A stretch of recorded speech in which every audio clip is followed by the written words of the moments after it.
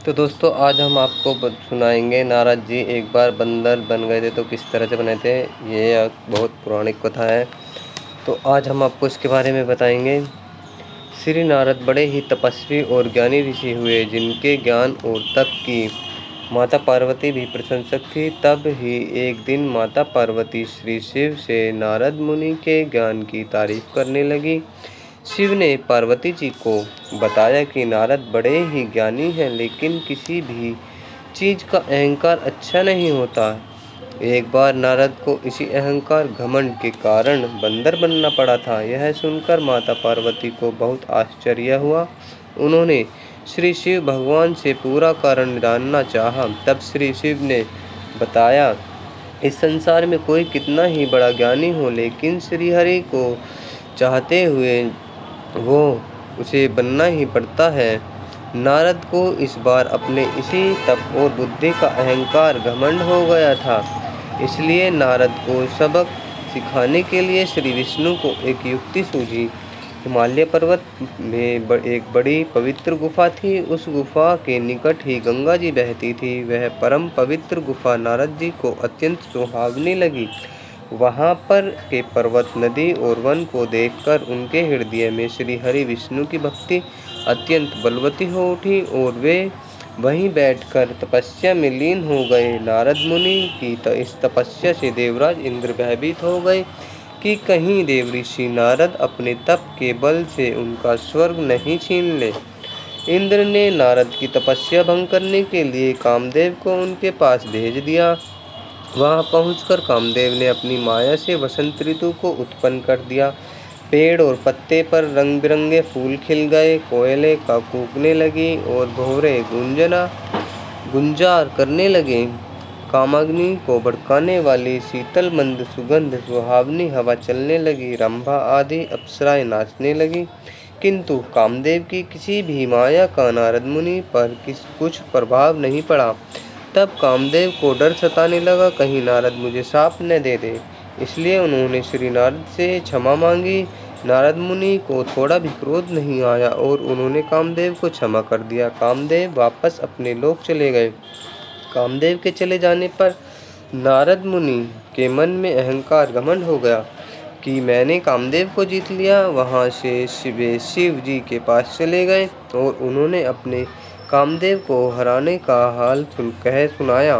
भगवान शिव समझ गए कि नारद को अहंकार हो गया है। शंकर जी ने सोचा कि यदि इनके अहंकार की बात विष्णु जी को जान गए तो नारद जी के लिए अच्छा नहीं होगा। इसलिए उन्होंने नारद से कहा कि तुमने जो बात मुझसे बताई है उसे श्री हरि को मत बताना। नारद जी को शिव जी की यह बात अच्छी नहीं लगी। उन्होंने सोचा कि आज तो मैंने कामदेव को हराया है और ये किसी भी को नहीं बताऊं।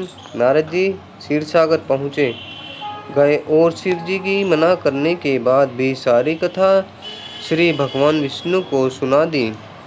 तो नारद जी का अहंकार घमंड ने घेर लिया। अपने भक्त के अहंकार को वे सह नहीं पाए। इसलिए उन्होंने अपने मन में सोचा कि मैं ऐसा उपाय करूंगा कि नारद का घमंड भी दूर हो जाए और मेरी लीला भी चलती रहे।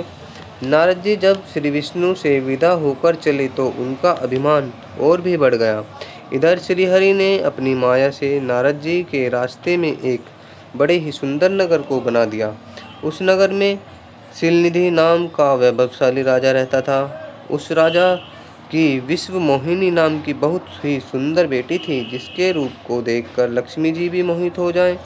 विश्व मोहिनी स्वयंवर करना चाहती थी, इसलिए कई राजा उस नगर में आए हुए थे। नारद जी उस नगर के राजा के यहाँ पहुँचे तो राजा ने उनका पूजन कर उन्हें आसन पर बिठाया। फिर उनसे अपनी कन्या की हस्तरेखा देखकर उनके गुण दोष बताने के लिए कहा। उस कन्या के रूप को देखकर नारद मुनि वैराग्य भूल गए और उसे देखते ही रह गए। उस कन्या की हस्तरेखा बता रही थी कि उसके साथ जो विवाह करेगा वह अमर हो जाएगा, उसे संसार में कोई भी जीत नहीं सकेगा और संसार के समस्त जीव उसकी सेवा करेंगे। यह बात नारद मुनि ने राजा को नहीं बताई और राजा को उन्होंने अपनी ओर से बनाकर कुछ अच्छी बातें कह दी। अब नारद जी ने सोचा कि कुछ ऐसा उपाय करना चाहिए कि यह कन्या मुझसे ही विवाह करे। ऐसा सोचकर नारद जी ने श्री हरि को याद किया और भगवान विष्णु उनके सामने प्रकट हो गए। नारद जी ने उन्हें सारी बात बताई और कहने लगे, हे नाथ, आप मुझे अपना सुंदर रूप दे दे ताकि मैं उस कन्या से विवाह कर सकूं। भगवान हरि ने कहा, हे नारद, हम वही करेंगे जिसमें तुम्हारी भलाई हो, तुम्हारे लिए अच्छा हो। यह सारी विष्णु जी की ही माया थी। विष्णु जी ने अपनी माया से नारद जी को बंदर का रूप दे दिया। नारद जी को यह बात समझ में नहीं आई। वो समझे कि मैं बहुत सुंदर लग रहा हूँ। वहाँ पर छिपे हुए शिव जी के 2 गण ने इस बात को देख लिया, इस घटना को देख लिया। ऋषिराज नारद तत्काल विश्व मोहिनी के स्वयंवर में पहुँच गए और साथ ही शिव जी के वे दोनों गण भी ब्राह्मण का रूप बनाकर वहां पहुंच गए। वे दोनों गण नारद जी को सुना कर कहने लगे कि भगवान ने इन्हें इतना सुंदर रूप दिया है कि राजकुमारी सिर्फ इन पर ही रीझेगी। उनकी बातों से नारद जी मन ही मन बहुत खुश हुए। स्वयं भगवान विष्णु भी उस स्वयंवर में एक राजा का रूप धारण कर आ गए। विश्व मोहिनी ने क्रूप नारद की तरफ देखा भी नहीं और राजा रूपी विष्णु के गले में वरमाला डाल दी। मोह के कारण नारद मुनि भी बुद्धि नष्ट हो गई थी। राजकुमारी द्वारा अन्य राजों को वरमाला डालते देख वे परेशान हो उठे। उसी समय शिव जी के गणों ने ताना कसते हुए नारद जी से कहा, जरा दर्पण में अपना मुंह तो देखिए। मुनि ने जल में झांक कर अपना मुंह देखा और अपनी क्रूरता देखकर गुस्सा हो उठे। गुस्से में आकर उन्होंने शिव जी के उन दोनों गणों को राक्षस हो जाने का शाप दे दिया। उन दोनों को शाप देने के कारण बाद में जब मुनि ने एक बार फिर से जल में अपना मुंह देखा तो अपना असली रूप फिर से मिल चुका था। नारद जी ने जो अपना असली रूप वापस मिल गया था, लेकिन भगवान विष्णु पर उन्हें बहुत गुस्सा आ रहा था क्योंकि विष्णु के कारण ही उनकी बहुत सी हंसी हुई थी। वे उसी समय विष्णु जी से मिलने के लिए चल पड़े। रास्ते में ही उनकी मुलाकात विष्णु जी, जिनके साथ लक्ष्मी जी और विश्व मोहिनी भी थी, से हो गई। उन्हें देखते ही नारद जी ने कहा, आप दूसरों की खुशियाँ देख ही नहीं सकते। आपके भीतर तो ईर्ष्या और कपट ही भरा हुआ है। समुद्र मंथन के समय भी आपने श्री शिव को बावला बनाकर विष और राक्षसों को मदिरा पिला दिया और स्वयं लक्ष्मी जी और कौस्तुभमणि को ले लिया। आप बड़े धोखेबाज और मतलबी हो, हमेशा कपट का व्यवहार करते हो। हमारे साथ जो किया उसका फल जरूर आप पाओगे। आपने मनुष्य रूप धारण करके विश्व मोहिनी को प्राप्त किया है, इसलिए मैं आपको शाप देता हूँ कि आपको मनुष्य जन्म लेना पड़ेगा। आपने हमें स्त्री से दूर किया है, इसलिए आपको भी स्त्री से दूर होने का दुख सहना पड़ेगा।